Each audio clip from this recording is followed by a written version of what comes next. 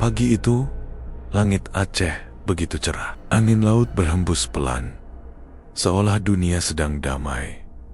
Tak ada yang tahu bahwa dalam beberapa menit lagi, laut yang mereka cintai akan berubah menjadi monster raksasa yang menelan segalanya. Pukul 2 pagi, tanggal 26 Desember tahun 2004. Tanpa peringatan, bumi berguncang hebat. Suara gemuruh terdengar seperti ribuan petir yang meledak bersamaan dari bawah tanah. Warga terhuyung, tembok rumah bergetar, kaca pecah, dan sebagian orang berlari keluar rumah sambil berteriak panik. Gempa itu begitu kuat, mencapai 9,1 skala Richter. Salah satu yang terkuat yang pernah tercatat di sejarah modern. Di pesisir Banda Aceh, nelayan yang baru pulang melaut melihat air laut seperti berguncang aneh. Burung-burung berterbangan, enjing-enjing melolong tanpa henti. Beberapa menit setelah gempa, sesuatu yang tak biasa terjadi. Air laut tiba-tiba surut jauh, meninggalkan perahu-perahu terdampar di pasir. Ikan-ikan menggelepar di tanah basah, dan terumbu karang yang biasanya tersembunyi kini terlihat jelas. Banyak warga, terutama anak-anak, berlari ke pantai untuk melihat fenomena aneh itu. Mereka tak tahu bahwa itu adalah pertanda kehancuran.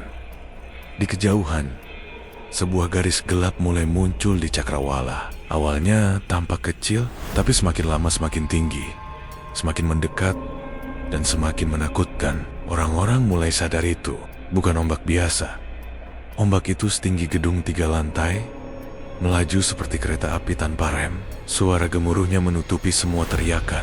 Hanya butuh beberapa detik, air laut yang tadinya surut kini kembali. Tapi kali ini dengan kekuatan yang mampu menghancurkan rumah, mobil, bahkan gedung beton di sebuah kampung nelayan. Seorang ibu muda bernama Kat Mariam menggambarkan momen itu.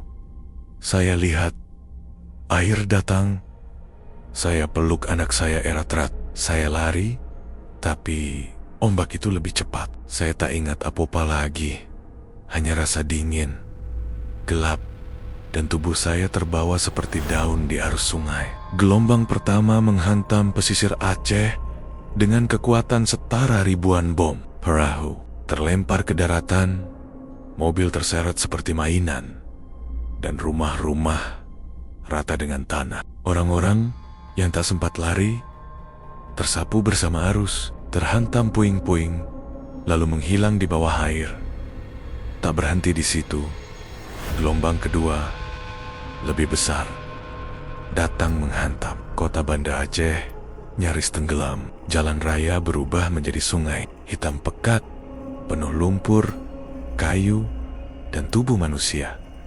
Dalam waktu kurang dari 10 menit, satu kota yang damai berubah menjadi lautan kematian.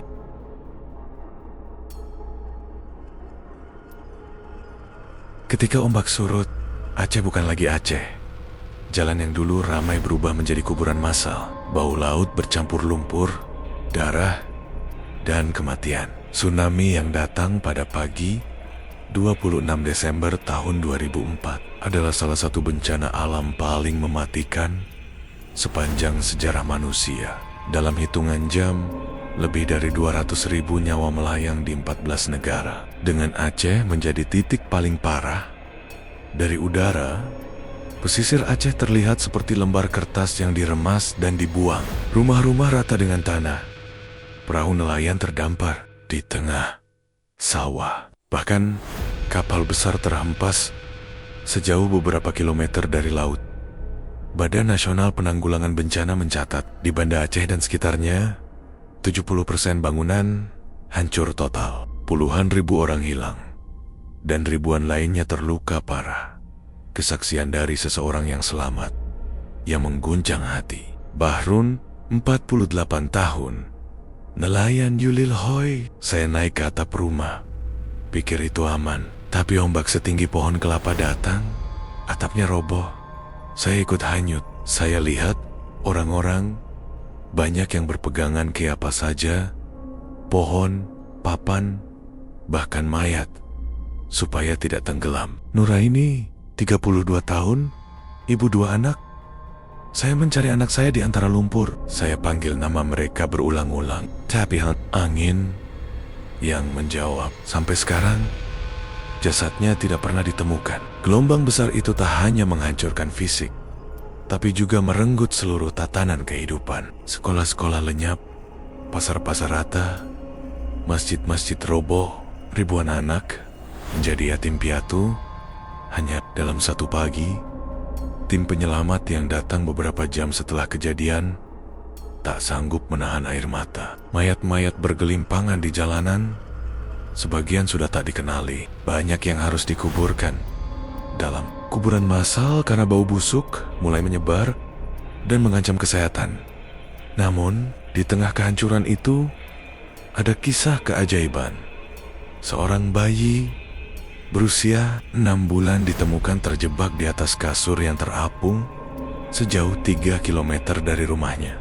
Bayi itu selamat tanpa luka karena kasur yang membawanya terombang-ambing seperti rakit di lautan lumpur. Tsunami Aceh bukan hanya bencana, tapi juga pengingat betapa rapuhnya hidup manusia di hadapan kekuatan alam.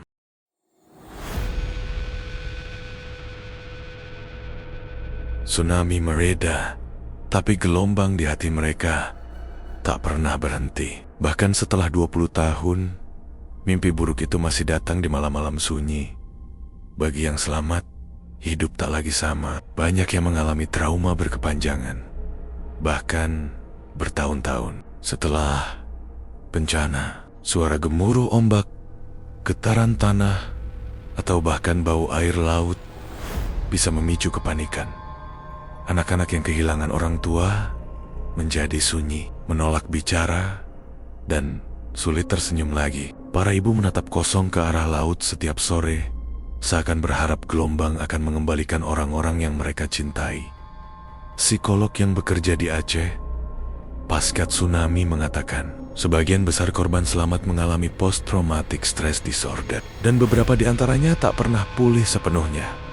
Di tengah puing-puing, dunia datang membantu. Lebih dari United States, $14 miliar bantuan internasional mengalir, menjadikan Tsunami Aceh salah satu operasi kemanusiaan terbesar dalam sejarah. Rumah-rumah baru dibangun dengan desain tahan gempa. Jalan dan jembatan diperbaiki, menghubungkan kembali desa-desa yang terisolasi. Sekolah dan rumah sakit berdiri kembali, lebih kuat dari sebelumnya. Namun rekonstruksi bukan hanya soal bangunan, tapi juga membangun kembali kepercayaan untuk hidup di tepi laut. Butuh waktu lama bagi nelayan untuk kembali melaut, dan sebagian memilih meninggalkan pesisir selamanya. Solidaritas dunia bencana ini menyatukan dunia. Lebih dari 50 negara mengirimkan bantuan, termasuk tim penyelamat, dokter, dan relawan dari berbagai latar belakang. Australia mengirim kapal perang untuk menyalurkan bantuan ke daerah terisolasi. Amerika Serikat mengerahkan kapal induk USS Abraham Lincoln untuk misi kemanusiaan. Jepang mengirim tim SAR dan peralatan rekonstruksi. Media internasional seperti BBC, CNN, dan Al Jazeera menyiarkan tragedi ini secara langsung, membuat dunia menyaksikan betapa dahsyatnya kekuatan alam, kenangan yang tak pernah pudar hingga kini. 26 Desember diperingati sebagai hari peringatan bencana tsunami Aceh. Museum Tsunami di Banda Aceh berdiri bukan hanya sebagai monumen, tapi juga pengingat bahwa di balik ketenangan laut ada kekuatan yang tak terduga. Seorang penyintas bernama Hasan pernah berkata, "Laut itu indah, tapi juga bisa menjadi kuburan terbesar di dunia."